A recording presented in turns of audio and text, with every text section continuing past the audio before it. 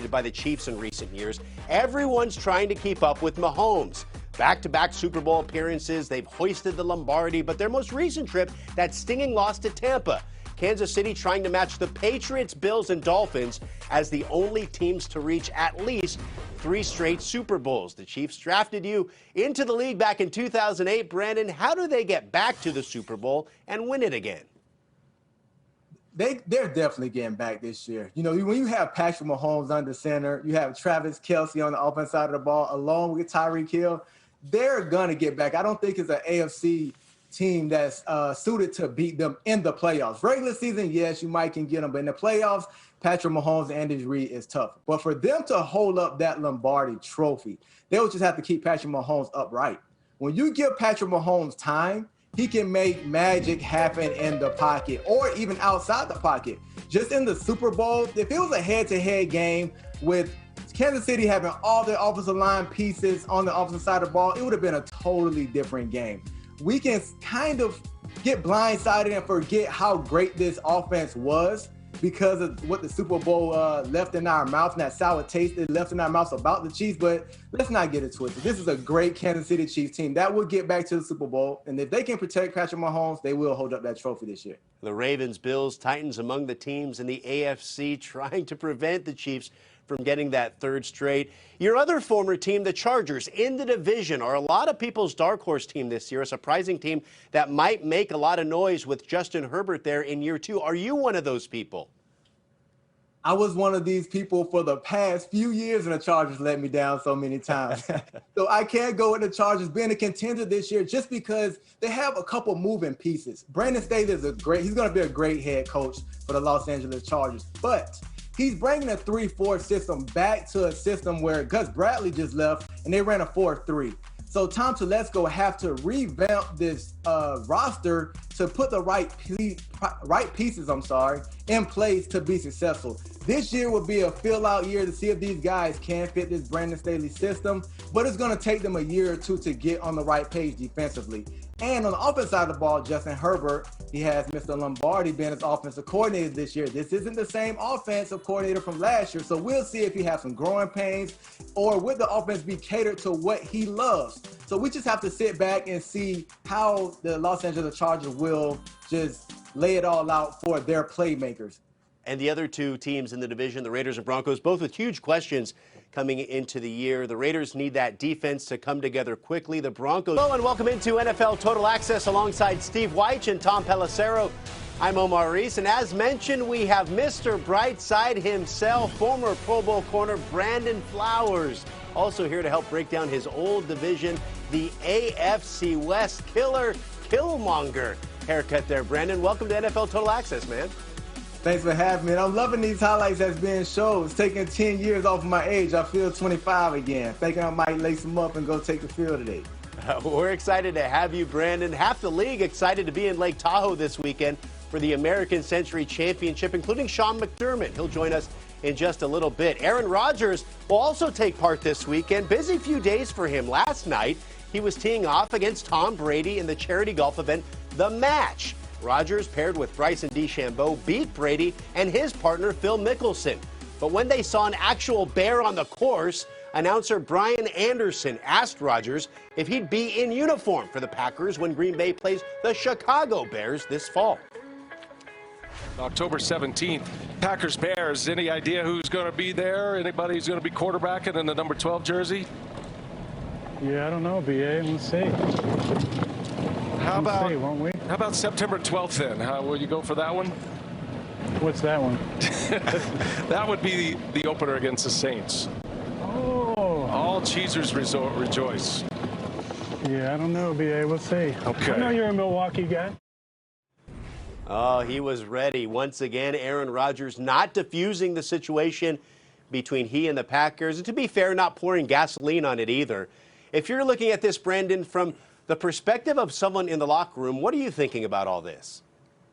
I'm looking at this as Aaron Rodgers has played his last down as a Green Bay Packer. He's done everything but got on his knees and say, hey, I do not want to be here anymore. He expressed that he doesn't feel wanted. He doesn't feel included in anything. The receivers that he had on the roster that he said, hey, I would like this guy here for me to be successful, they didn't grant his wish with that. And the trump card was not going for it on 4th down in the playoffs against Tom Brady. If you got any top tier quarterback in the NFL, even mid tier, your head coach and your offensive coordinator is going to help you on 4th down, get that touchdown to try to win that playoff game at home. So he's feel unappreciated, unwanted. And if you're the Green Bay Packers, grant him his wish. You don't want this guy to come in and basically be unhappy in the locker room when you got guys like Davante Adams on the last year of their deal. You don't want this trickling down to any of your other stars to maybe spark their interest to want to leave town. So I think he done played his last down. Green Bay just needs to meet him halfway and make this happen. Yeah, Brandon, I don't think they're going to trade him. I think it's either plays in Green Bay or he's not playing this year. But I got to tell you, for most of the summer, in spring, I felt the same way you did. But what caught my attention is earlier this week when Aaron Rodgers was talking about his mental health, and he's starting to think about the things that make him happy. And see, I didn't take it as if he's at peace yet or he's going to step away from football to get to peace. But to me, that left an area open that maybe he has done some things this summer. We know he got engaged.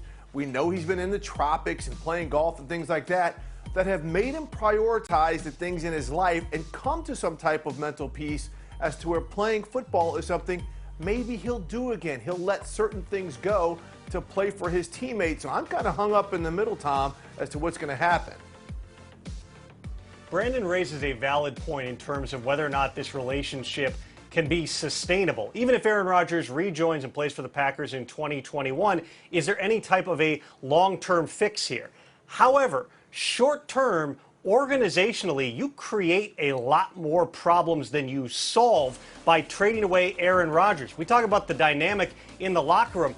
Aaron Rodgers is beloved in that locker room. You trade him away, basically saying we're going into a sort of almost a rebuilding mode here. That's not going to sit well with guys like Davante Adams. You would have a line of Packers who would want to get out at that point. The coaches have a fantastic relationship with Aaron Rodgers. A lot of them would not be happy when you're hitting reboot and redoing a lot of the different things that they've been preparing to do with Aaron Rodgers and revamping the offense right as you get to training camp. So now you've ticked off your players, you've ticked off your coaches, and you're also putting Jordan Love in a really tricky spot. Not that he is not prepared for this moment to be a starting quarterback, but this is a guy who's never even taken a preseason snap. To this point, the Packers have tried to do everything that they can to allow Aaron Rodgers to make his own decision and come back as painlessly as possible. They've offered him a contract. They've been open to make other adjustments to make him feel better about the situation.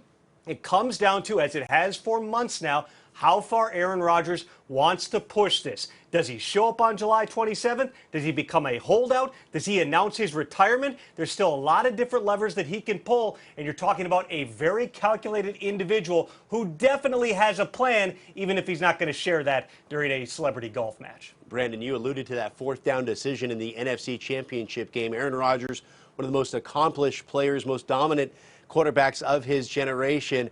Tom Brady not letting him forget about that during that match. He kept ribbing him yesterday in that golf matchup as well as the lead up to it. So interesting. There's a few people in the world that can talk about Aaron Rodgers like that. Tom Brady certainly one of them. One of the teams mentioned as a possible trade destination, if the Packers were willing, would be the Denver Broncos. Of course, their division has been dominated by the Chiefs in recent years. Everyone's trying to keep up with Mahomes. Back-to-back Super Bowl appearances. They've hoisted the Lombardi, but their most recent trip, that stinging loss to Tampa.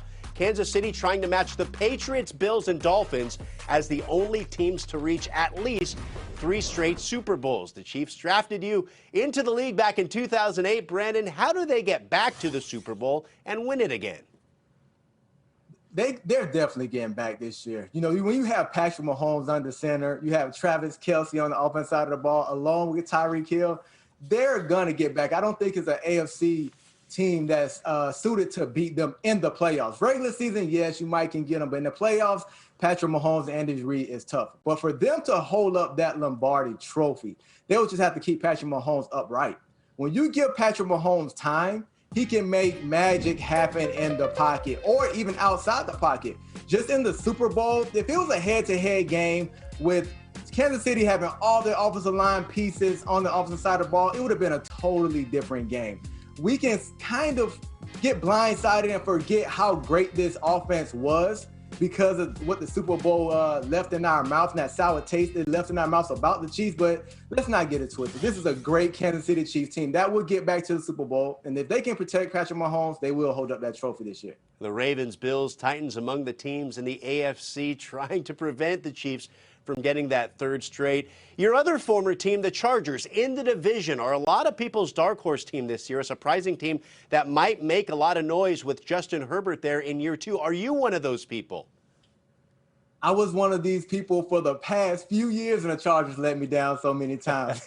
So I can't go with the Chargers being a contender this year just because they have a couple moving pieces. Brandon Staley is he's going to be a great head coach for the Los Angeles Chargers, but he's bringing a 3-4 system back to a system where Gus Bradley just left and they ran a 4-3. So Tom Telesco have to revamp this roster to put the right pieces, in place to be successful. This year will be a fill-out year to see if these guys can fit this Brandon Staley system, but it's going to take them a year or two to get on the right page defensively. And on the offensive side of the ball, Justin Herbert, he has Mr. Lombardi being his offensive coordinator this year. This isn't the same offensive coordinator from last year, so we'll see if he has some growing pains or will the offense be catered to what he loves. So we just have to sit back and see how the Los Angeles Chargers will just lay it all out for their playmakers. And the other two teams in the division, the Raiders and Broncos, both with huge questions coming into the year. The Raiders need that defense to come together quickly. The Broncos need better play at quarterback with either Teddy Bridgewater or Drew Lock. Which of those two scenarios is more likely to happen, you think? I'm leaning towards the Las Vegas Raiders here. More because the stability at quarterback. Derek Carr and John Gruden, I mean, these guys have got better year after year. They're getting comfortable. They know what each other likes. You know, Carr isn't taking what Gruden says to him personal now. The Achilles heel for this Raiders team is going to be their defense, and that's why they brought in Gus Bradley. Gus Bradley knew he needed to get some turnovers for his offense, so they brought in a veteran like Casey Hayward. They went into the draft and drafted the top safety in the draft to go with Abrams. So they're trying to revamp this defense slowly but surely because they know the defense is going to be the Achilles heel, and they're trying to get back on the right track, which I think they will. And there's no question, Brendan, just like last season, I think we can expect a bunch of... Oh, Sean, thanks for joining us today. Oh, thanks for having me, guys. Steve Weich back with us as well. Now, Sean, did you play with Andrew Whitworth and Kyle Williams today? Get any cool stories from their LSU days? Yeah, you know what? But they played with me. You know, they were in my foursome. So yeah, we played a little bit of golf today. But no, they're good. They're good sticks. They hit it well, and I just kind of chased them around. Sean, you're there with a bunch of different head coaches: Sean Payton, Matt Nagy, to name a couple. Is it more about the camaraderie up there or the competition with you guys? I don't know. This is my first time here, so I think we'll see. We're all competitive by nature. Everyone wants to talk about on the range, having fun and playing stress-free golf. I'm anxious to see how that unfolds once we get on the course here. Steve? Sean, I must commend you on the brim. I mean, a very nice hat you are rocking right there because we do know the sun beams pretty high at about 6,000 feet where you are in Tahoe. Yeah, and I don't really tan very well, Steve, so I got to make sure I'm protected out here and then also representing the Bills at the same time. Hey, Sean, you heard Omar just mention some of the coaches, like Sean Payton, some of these offensive minds. But you look at your division, all the head coaches there, you, Brian Flores, Robert Saleh, Bill Belichick, are defensive coaches. And when you look at the coaching hiring cycle, there's all this talk about offense. And do you feel that you guys are unique in this and that oftentimes leadership and communication is overlooked for maybe a supposed strength on one side of the ball? Yeah, I mean, I think that, each of us have our own team, obviously, and I think within those teams, the players look at their head coaches, in this case in the AFC East, and they may say, well, hey, my coach is a defensive guy, or my coach is an offensive guy, mainly defense in our division, as you mentioned. But again, when you're a head coach, there's big picture items, and that's really where we spend most of our time. And, obviously my background specifically is defense, but the leadership aspect of the job is first and foremost. Sean, when we spoke last year, a lot of the credit you gave for Josh Allen's performance with that MVP candidacy was the continuity he had with Brian Dable and some of the other personnel there on your staff. Where would you like to see Josh Allen improve this year as he looks to sustain that level of excellence?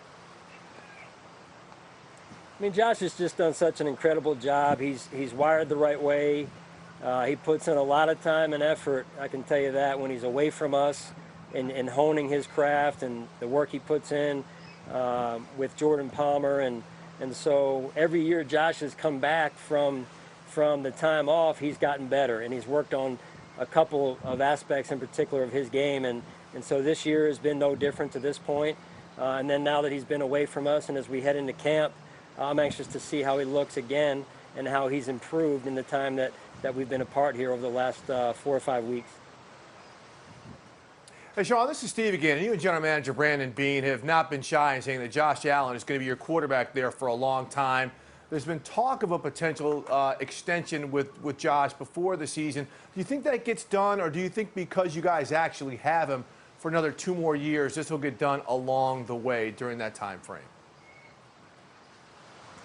Yeah, Steve, I know Brandon mentioned that, I think, at the end of the spring practice period there, and these things handle themselves. They work themselves out when you got 2 parties that want to be together and have the same end goal in mind. And so, Josh is a great young talent, and he fits just so well with Buffalo and the city and the town and the people of Buffalo. And so I firmly believe it's going to work itself out.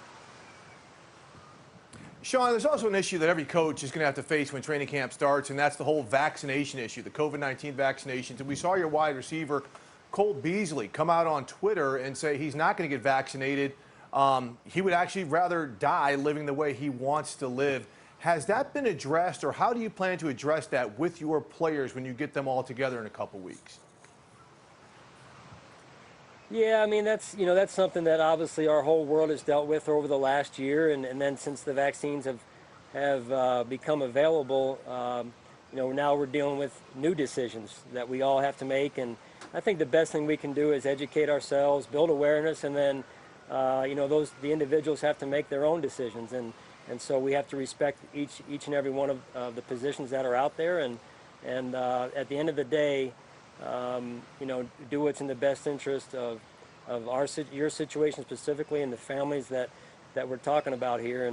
And so as far as the team goes, I trust our leadership, our player-driven leadership, and they've been known to make good decisions, and I trust that moving forward that'll be the case.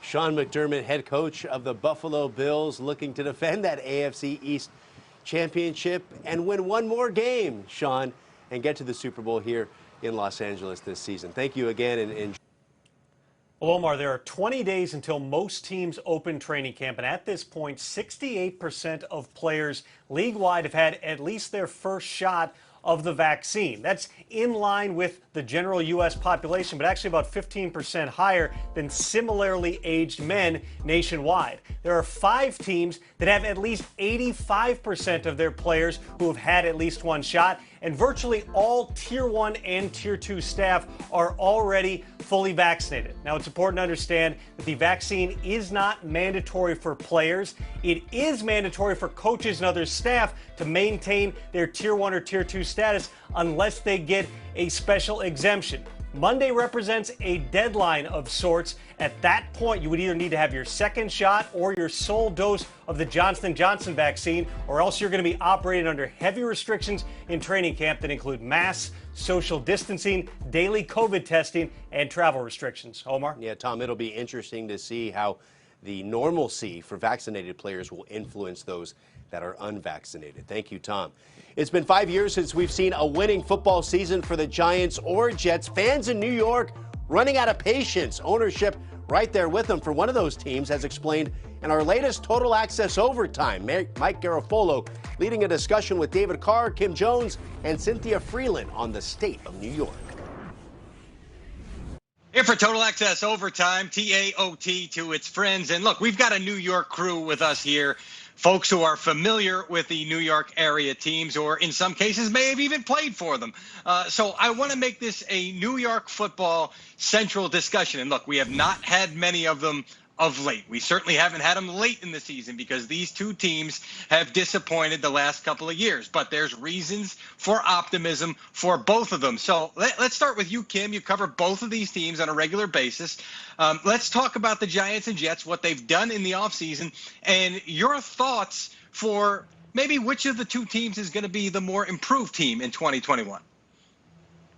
Well, I think when we talk about the more improved team, it almost has to be the New York Giants. The New York Jets are starting from scratch. Now, they're at a very good starting point with Joe Douglas and Robert Saleh, and there's a lot of hope within that organization, but it's going to take some time, and they have a core of a few players, literally 3 starters on defense back, Jamison Crowder on offense, and they're going to fill in all the way around the rest of them, and I should probably mention Mekhi Becton. As for the New York Giants, Mike, John Mara has set the directive. This is a playoff almost or bust kind of year. They spent that way in free agency. They were very, very happy about their draft. To those Giants fans still wondering about the O-line, Dave Gettleman said, we like our O-line better than the rest of you do. So they're set up, Mike, and this has to be the year, I think, for the New York Giants. Yeah, Kim, I think if you just piggyback off of that and talk about the offensive line, that's going to be the key for Daniel Jones. You know, Daniel has had a propensity to turn the football over. He's had fumbles. But what I love about Daniel, and when you watch film on him, he's almost oblivious to the offensive line. So what you have to do there, you have to build that up. He doesn't really sense the pressure. And that can be a good thing and a bad thing at times. You know, ever since he jumped in there and started day one, you know, when he was in there, he would just stare right down the middle of the defense, pressure coming in his face, and make throw after throw. He needs a guy to help him. Kenny Golladay is going to help him. He's going to make all those other guys better. So when you talk about improving, you know, with Saquon Barkley coming back, the offensive line getting better, the Giants are going to be in a better position. Their defense played better from a point standpoint last year, so they're competing for a division. You know, so improvement for them is let's go compete to try to win this division again. For the Jets on the other side, I think when you look at what they're bringing in on the offensive side, you look back to when they had a rookie quarterback last time. You know, they had Mark Sanchez. They had a #1 defense in the league. They ran the football effectively. If they're going to do that again and have success with a young quarterback, you know, it's not going to be the same type of ugly winning. I think their offense is going to have to be a little bit better than what they had back in the day. I think that they can do that with the type of offense they're bringing in. Zach is a dynamic player. He has a ton of athletic ability, a ton of, you know, just raw quarterback skill, which you love to see, and it just jumps off the film when you watch him. So I think he can actually be the guy that is the reason that they win, and not win in spite of him, not win because they have a great defense led by Robert Saleh or not led by their run game. I think that they can go out and actually produce quality, explosive offense with Zach Wilson at the quarterback position, depending on how the pieces around him, you know, improve. So, you know, are they going to be better than the Giants? I don't think so, but I think improvement for them is going to be a much better football team and a team that the Jets fans are going to be excited to watch. The interesting part is that this is all in context of which division they're in. I mean, Zach Wilson's going to have to face a very difficult division. And if you look to see what he had in college in the transition, he didn't have a lot to worry about behind the line of scrimmage. He had a lot more time than he's going to have at the next level, just no matter what. Yes, the Jets did a great job also drafting a guard so that they could really kind of fortify that line with Mekhi Becton.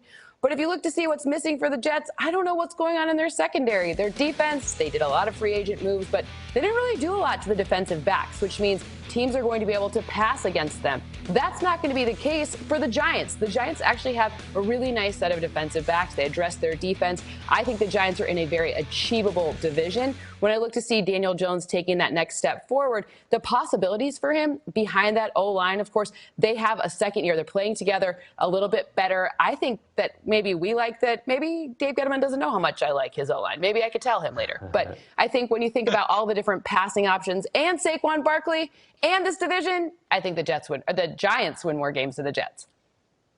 I want to double back on what, frankly, a few of, or all of you touched on at some point here.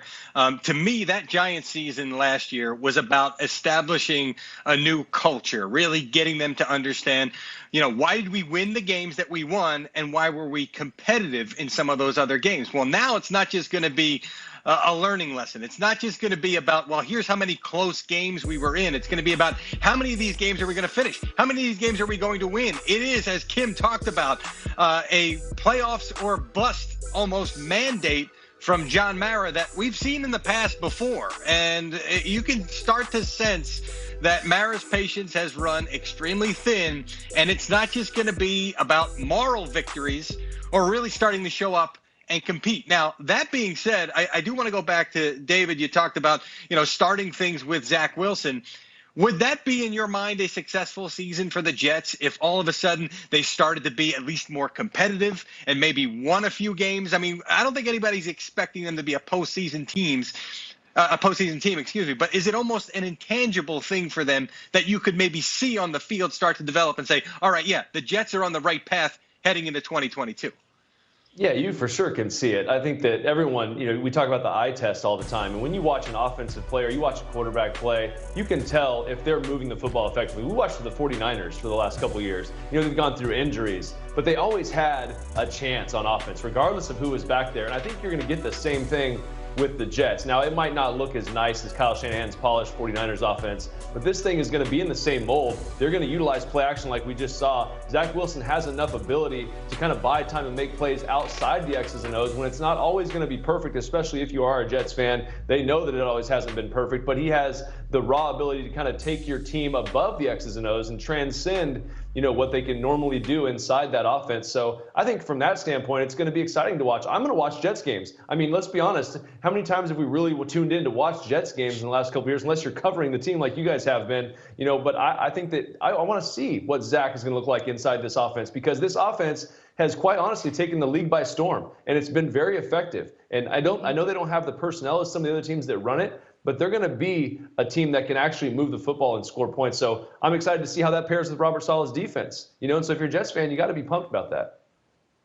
Well, and they're going to use a lot of play action, David, as you know, and they fortified that left side of the offensive line. So this is Joe Douglas going out and getting some playmakers, but also protection for Zach Wilson. And that's just so important.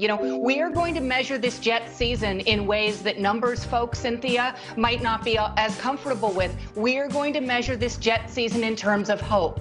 How much hope will they have at the end of this season that at the very least they have found their head coach, their franchise quarterback to make big strides? The Giants no longer have that luxury. This is year 3 for Daniel Jones, and the results are going to have to be, Mike, as you know as well as anyone, the results are going to have to be tangible, and they're going to have to be big. I don't think falling short and hoping that the Eagles beat a team in week 17 or 18, is going to be okay this year. I really don't think that's going to be all right.